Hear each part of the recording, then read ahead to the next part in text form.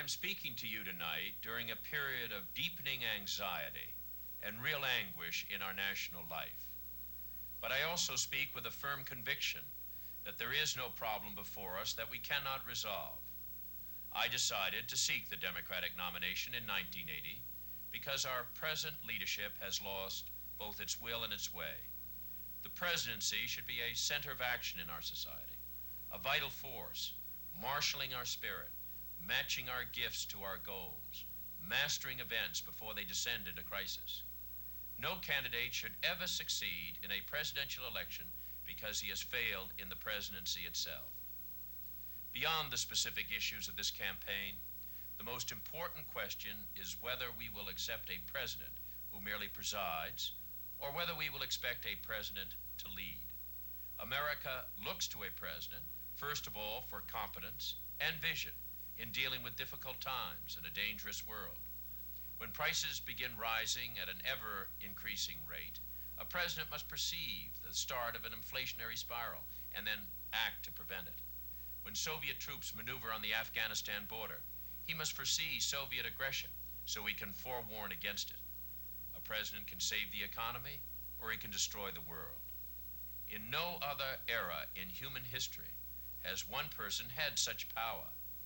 The best intentions of a president are not good enough if he is not capable of exercising that power with strength and with a clear view of the consequences of his policy.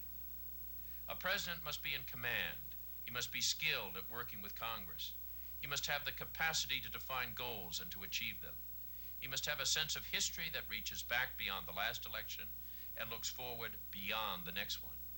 He must govern by principles, not pollsters.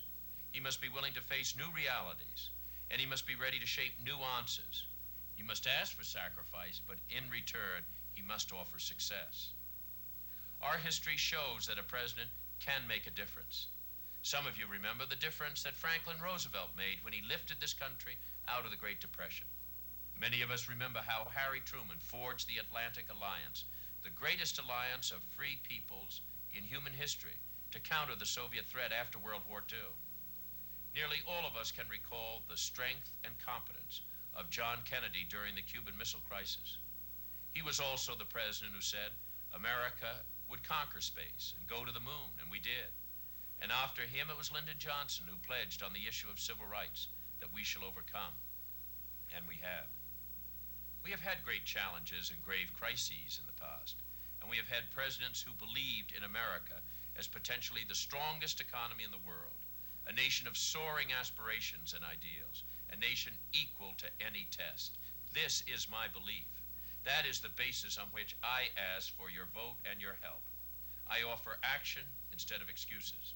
I offer hope for a greater country and a better future instead of the fear that our children will live a lesser life in a lesser land.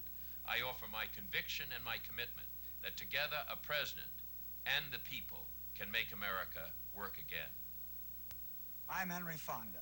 I've seen a lot of American history in my life.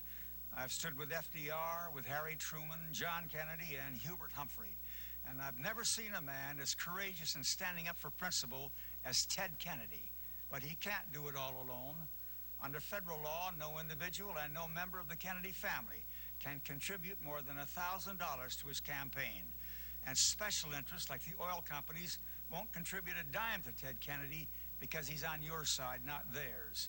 In this election, he's fighting the battle for ordinary people, to stop inflation, to protect jobs, to reduce interest rates, and to restore American strength and pride overseas. Let's elect a man who cares about the people.